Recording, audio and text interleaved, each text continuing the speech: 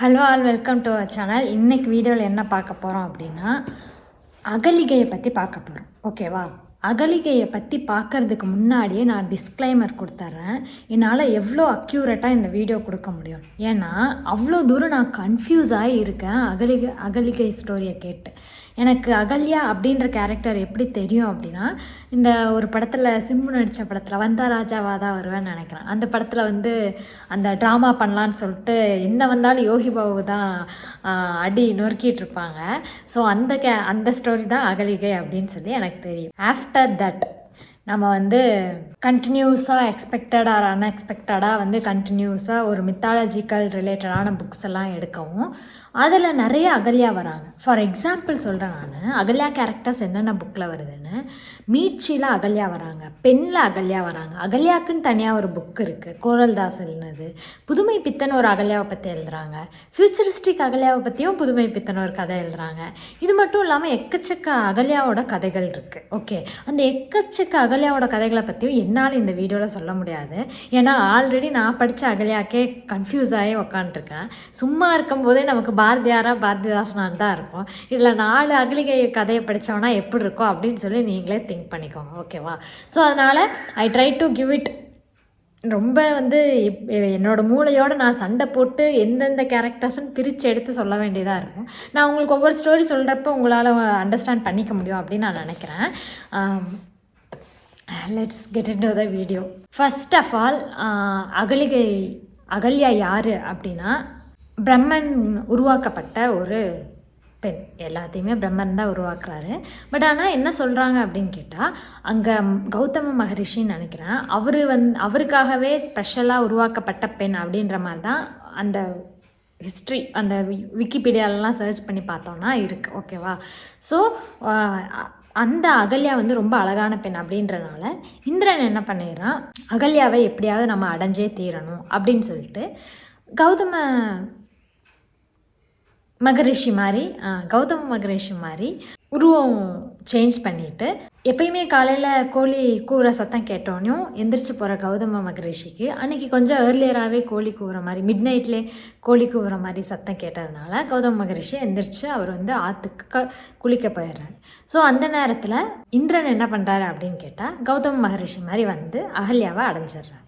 So இதை பார்த்த கௌதமபுத்திரனுக்கு ரொம்ப கோபமாக வந்து, ஹஸ்பண்டை கூட உன்னால் கண்டுபிடிக்க முடியாத உனக்கு, யாருன்னு கூட அந்த பர்சனை கண்டுபிடிக்க முடியாத உனக்கு எதுக்கு சென்ஸு, நீ வந்து கல்லாப்போ அப்படின்னு சொல்லி சாபம் விடுறாங்க. இந்த ரீசன் தான் இதுக்கு பின்னாடி இருக்க கதை. ஓகேவா? இன்னுமே டீப்பாக இருக்குது, அது வந்து வேண்டாம். யோசிச்சுட்டு அதை நான் சொல்லிட்டு இருந்தேன்னா இங்கிட்டு இருக்க கதையெல்லாம் மறந்து போயிடும். ஸோ மீட்சிக்கு வரும். அதுக்கடுத்து நான் படித்த அகல்யா மீட்சி. ஓகே, மீட்சியில் இருக்க அகல்யா எப்படி அப்படின்னு கேட்டால், அதில் என்ன நடந்தது ஏது நடந்தது அப்படின்றதெல்லாம் தாண்டி அந்த மீட்சி கதையில் என்ன பண்ணுவாங்கன்னா, சீதை வந்து அகல்யாவை மீட் பண்ணுற மாதிரியான ஒரு சுச்சுவேஷனை க்ரியேட் பண்ணியிருப்பாங்க. ஸோ சீதை போய் அகல்யாவை மீட் பண்ணும்போது, உங்களை பற்றி ஊர் ஃபுல்லாக இப்படிலாம் பேசுகிறாங்க அப்படின்ற ஒரு விஷயம்லாம் இருக்கும் இல்லையா? அப்போ வந்து அந்த இடத்துல அகல்யா ஒரு பதில் சொல்லுவாள்.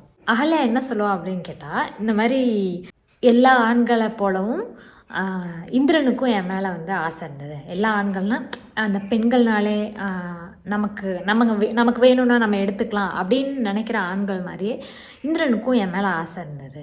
ஸோ இந்திரனா வந்தானா நான் ஏற்றுக்க மாட்டேன் அப்படின்ற காரணத்தினால அவங்க ஹஸ்பண்ட் கௌதம மகரிஷியாக வந்தான் அப்படின்னு சொல்லி மென்ஷன் பண்ணுறாங்க. ஸோ அதுக்கப்புறம் என்ன நடந்துச்சு அப்படின்னு கேட்டால், ஊரில் இருக்க எல்லாத்துக்குமே, இந்த புரண்டி பேசுவாங்களா, ஊரில் இருக்க எல்லாத்துக்குமே இவள் வந்து கௌதம மகரிஷின்னு நினச்சி இந்திரனோட இருந்தாளா, இல்லை இந்திரன் தெரிஞ்சு இந்திரனோட இருந்தாளா அப்படின்ற கேள்வி தான் ஊரில் இருக்க எல்லாத்துக்குமே இருக்குது. பட் ஆனால் என்னோடய ஹஸ்பண்ட்க்கு கௌதம மகரிஷிக்கு நான் அப்படி தெரிஞ்சு இருந்தாலும் தெரியாமல் இருந்தாலும் ஒன்று தான்.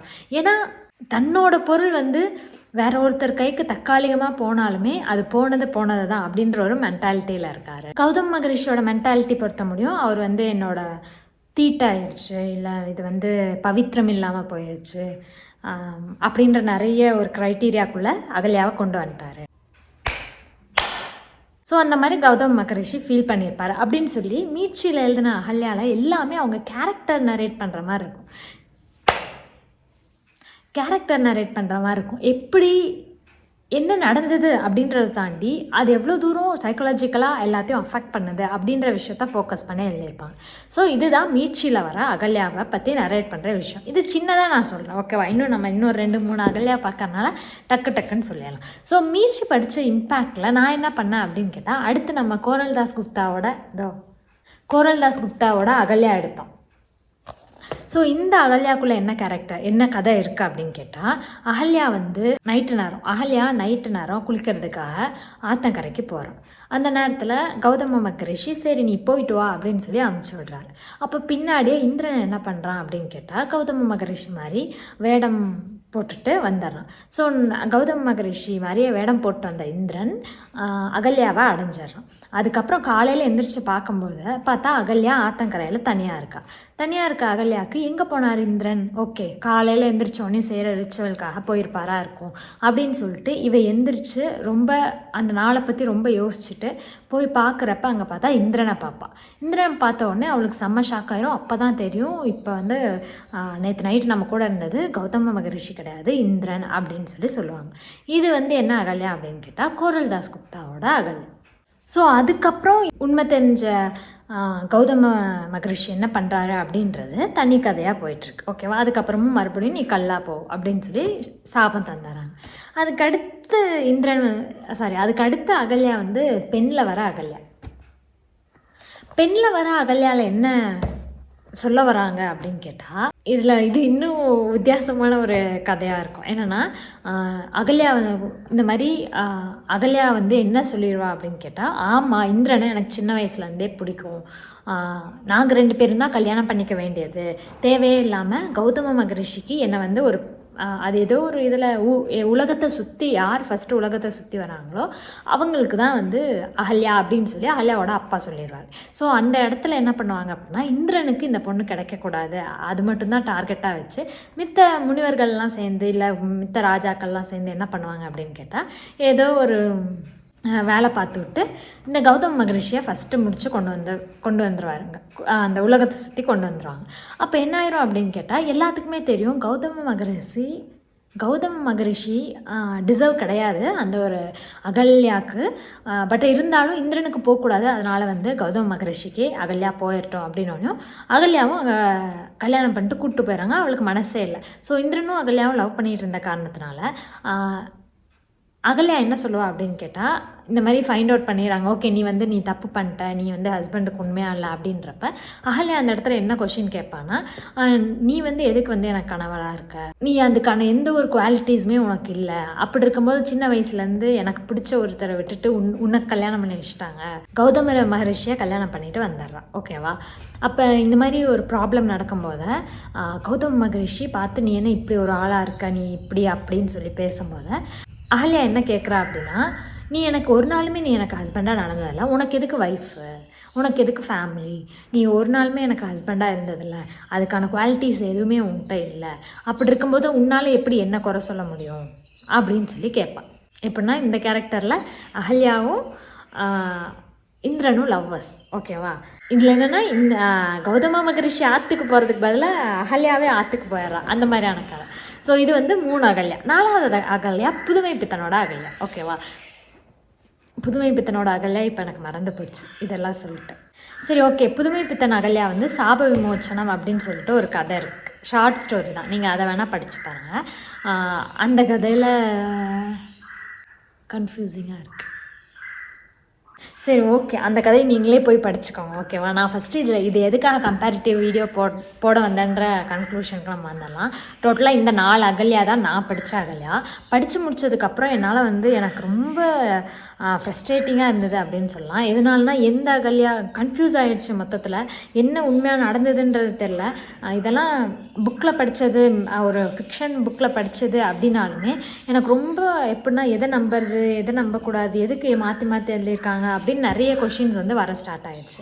மேபி நீங்கள் இப்போ யோசிச்சு பாருங்களேன், மேபி நான் வந்து இந்த அகல்யாவை மட்டும் கோரல்தாஸோட அகல்யாவை மட்டும் நான் படிச்சுட்டு போகிறேன் அப்படின்னா, எங்கேயாவது யாராவது பேசும்போது அவங்க கூட நான் டிபேட் பண்ணுவேன். எப்படின்னா இந்திரன் வந்து அகல்யாவை ஆற்றுல தான் வந்து தனக்குரியவளை ஆக்கி கொண்டான் அப்படின்னு சொல்லியிருப்பேன். இல்லை பெண்ணை படிச்சுட்டு போயிருந்தேன்னா இந்திரனும் அகல்யாவும் லவ்வர்ஸ் தெரியுமா உனக்கு அப்படின்னு சொல்லி வேறு யார்கிட்டயா சொல்லிட்டு இருந்திருப்பேன். இந்த மாதிரி என்னென்னா இதுதான் உண்மை அப்படின்னு சொல்லிட்டு நம்ம சில விஷயத்த நம்ப ஆரம்பிச்சிடும். ஸோ புக்ஸ் அப்படின்னாலுமே அதில் இருக்க மித்தாலஜிக்கலாக இருக்கட்டும், வேறு எந்த விஷயமா இருக்கட்டும், நம்ம முழுசாக நம்புறது புக்ஸ் அப்படின்னாலுமே இந்த மித்தாலஜிக்கல் ஃபிக்ஷனல் கேரக்டர்லாம் வந்து எவ்வளோ தூரம் நம்பணும் அப்படின்றது ரொம்ப பெரிய கொஷின் மார்க் தான். ஏன்னா கௌரவன், அசுரன் இந்த மாதிரி புக்கில் எல்லாம் ராவணனையும் துரியோதனையும் நல்லவங்களாக காட்டியிருப்பாங்க. அந்த மாதிரி காட்டுறப்ப படிக்கும்போது நம்மளால் கண்டிப்பாக எம்பத்தைஸ் பண்ண முடியும். எனக்குலாம் வந்து கௌரவன் படிச்சுட்டு ஃபஸ்ட் பார்ட் படிச்சுட்டு எனக்கு ரொம்ப பிடிச்சிருச்சு கௌரவன். எதுக்கு இவரை போய் இப்படி சொல்கிறீங்க, எதுக்கு இவரை இப்படி பண்ணுறீங்க அப்படின்னு சொல்லிட்டு. ஸோ எப்படி இருக்குன்னா இந்த எல்லா ஓவரால் ஸ்டோரியிலுமே எல்லோரும் எப்படி அந்த கதையை பர்சீவ் பண்ணிக்கிறாங்களோ அதுக்கேற்ற மாதிரி அவங்களே அந்த செகண்டில் அகல்யாவாக சேஞ்ச் ஆகி கதை எழுத ஆரம்பித்தாராம். ஃபார் எக்ஸாம்பிள் கோரல்தாஸ்க்கு வந்து அகல்யா ஸ்டோரி படித்தவனையும் அவங்களே அகல்யாவை மாதிரி அந்த சினாரியோ எப்படி இருந்திருக்கும்னு எழுதுறாங்க. பிரபஞ்சன் அகல்யா படித்து அந்த சினாரியோ எப்படி இருந்திருக்கும்னு அவரே எழுதுறாரு. அண்ட் புதுமை பித்தன் படித்து அவரே எழுதுறாரு. மீட்சி படித்து அவங்களே எழுதுறாங்க. ஸோ இந்த மாதிரி ஒவ்வொருத்தவங்களும் அவங்களுக்கு ஏற்ற மாதிரி தான் கதை எழுதுகிறாங்க. எல்லாமே வந்து உண்மைன்னு யாருமே சொல்லலை. அது எல்லாமே ஃபிக்ஷன் ஸ்டோரிஸ் தான், ஃபிக்ஷனல் ஸ்டோரிஸ் தான், மித்தாலஜிக்கல் கேரக்டர்ஸ்ன்னு சொல்லலாம். இந்த மாதிரி எக்கச்சக்கமான மித்தாலஜிக்கல் புக்ஸ் கொட்டி கிடக்கு. நம்மளே பார்த்தா தெரியும். இந்த சீதாக்கா இந்த நார்த் இந்தியாவில் எக்கச்சக்க பேர் நிறைய எழுதியிருக்காங்க இதே மாதிரி. ஸோ இதெல்லாம் படிக்கிறப்போ ஒரு விஷயம் நம்ம என்ன புரிஞ்சுக்கணும் அப்படின்னு கேட்டால் அதில் இருக்க ஒரு விஷயத்தை எடுத்துகிட்டு போய் எங்கேயுமே டிபேட்டாக முன்னாடி வச்சிடவே கூடாது. வச்சுட்டோம் அப்படின்னா அது எவ்வளோ தூரம் அந்த இடத்துல நம்ம வந்து வின் பண்ணுவோன்ற ஒரு விஷயம் தெரியாது. மேபி வைங்க, வச்சு அது தப்புன்னு உங்களுக்கு வேறு யாராவது சொல்கிற ஒரு பர்சன் இருந்தாங்கன்னா யூ ஆர் ஸோ லக்கி. ஏன்னா அது தப்புன்னு சொல்கிறப்ப தான் அப்போ எது உண்மை அப்படின்றத தேடுவோம். அப்போ இதை இனி நம்பக்கூடாது அப்படின்ற ஒரு விஷயம் தெரியும். ஸோ எதுக்காக இந்த வீடியோ மேக் நினச்சேன்னா 4 அகல்யா படித்து எனக்கு உண்மையாலுமே ரொம்ப கன்ஃபியூசிங்காக இருந்தது. இதுக்கப்புறம் நான் அகல்யா கேரக்டர் பற்றி யாராவது ஏதாவது பேசுகிறாங்க அப்படின்னா அந்த இடத்துல போய் நான் கண்டிப்பாக என்னால் ஒரு ஸ்டேட்மெண்ட் வைக்க முடியாது. ஏன்னா அவ்வளோ தூரம் எனக்கு வந்து கரெக்டாகிடுச்சு. லக்கிலி எனக்கு வந்து இது ஒரு பெண் படிக்கும்போது ஒரு 4-5 பேர் சேர்ந்து படிக்கிறப்ப அவங்களோட நாலேஜ் எல்லாம் ஷேர் பண்ணும்போது ஓகே இனிமேல் வந்து எதையுமே நம்பக்கூடாது. இன்கேஸ் வேணும்னா இப்போ அகல்யா அப்படின்னு எடுத்தால் அகல்யா இதில் வரா, ராமாயணத்தில் வரா. அப்போ போய் நம்ம ராமாயணத்தவே படிப்போம். ஓகேவா? இந்த நடுவில் வர கேரக்டர்ஸ் எல்லாம் நடுவில் வர புக்ஸ் எல்லாம் படித்தோம் அப்படின்னா நமக்கு வந்து என்ன நம்ம எடுத்துக்கிறோன்ற ஒரு விஷயமே வந்து மாறி போயிடும். ஏன்னா எல்லா அகல்யாவும் ஆரிஜினானது அந்த ராமாயணத்துலேருந்து தான்.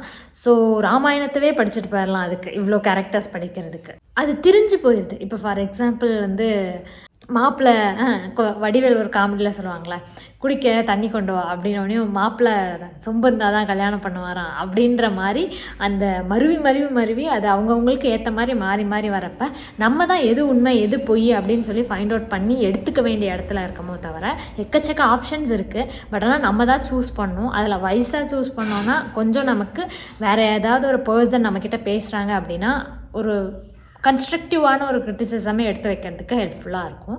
ஸோ இனிமேல் நான் மித்தாலஜி படிப்பேனா கேட்டால் அப்படின்னா நோ ஆல்ரெடி படித்த அகல்யாவே போதும். இந்த அகல்யாஸே வந்து ரொம்ப ஆக்குப்பைடாக இருக்காங்க. அதனால் மித்தாலஜி படிக்கிற ஆளே கிடையாது. நான் என்னன்னு தெரில, மித்தாலஜியாக படித்து தள்ளிட்டு இருக்கேன். சரி, ஓகே. இனிமேல் நம்ம படித்தா வால்மீகி ராமாயணம், அப்புறம் மகாபாரதம் யாரெல்லாம் சரி அந்த ஆரிஜின் அந்த மூல நூல் இருக்கும் இல்லையா, அந்த நூலை மட்டும்தான் படிக்கிறது. இனிமேல் வேறு எதையும் படிக்க மாட்டேன் அப்படின்னு டிசைட் பண்ணியிருக்கேன். இன்கேஸ் இந்த வீடியோ உங்களுக்கு ஹெல்ப்ஃபுல்லாக இருந்தால், இல்லை நீங்கள் ஏதாவது ஒரு மித்தாலஜிக்கல் புக்கை படிச்சுட்டு அதை நீங்கள் நம்பிட்டு இருந்தீங்க அப்படின்னா நம்பாதீங்க. இதுதான் சேம் ஹிஸ்டாரிக்கல் ஃபிக்ஷன்லேயும் இருக்கக்கூடிய டேட்டாஸை வச்சு தான் அவங்க அந்த கதையை நரேட் பண்ணுவாங்க. அதில் நரேட் பண்ணுற விஷயம் எல்லாம் அவங்களோட மூளைக்குள்ளேருந்து க்ரியேட் ஆகிறதானோ தவிர ஆல்ரெடி நடந்த விஷயம் கிடையாது.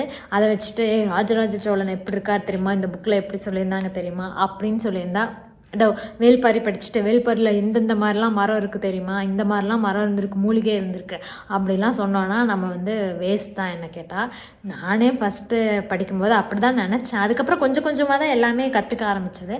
சேம் அதே மாதிரி உங்களுக்கும் நீங்களும் கற்றுப்பீங்க. இல்லைன்னா பார்த்து தெரிஞ்சுக்கோங்க, ஃப்ரெண்ட்ஸ் கிட்ட இல்லை தெரிஞ்சவங்க யார்கிட்ட அதை கேட்டு தெரிஞ்சுக்கோங்க. தேங்க்ஸ் ஃபார் வாட்சிங். Don't forget to subscribe. Bye bye.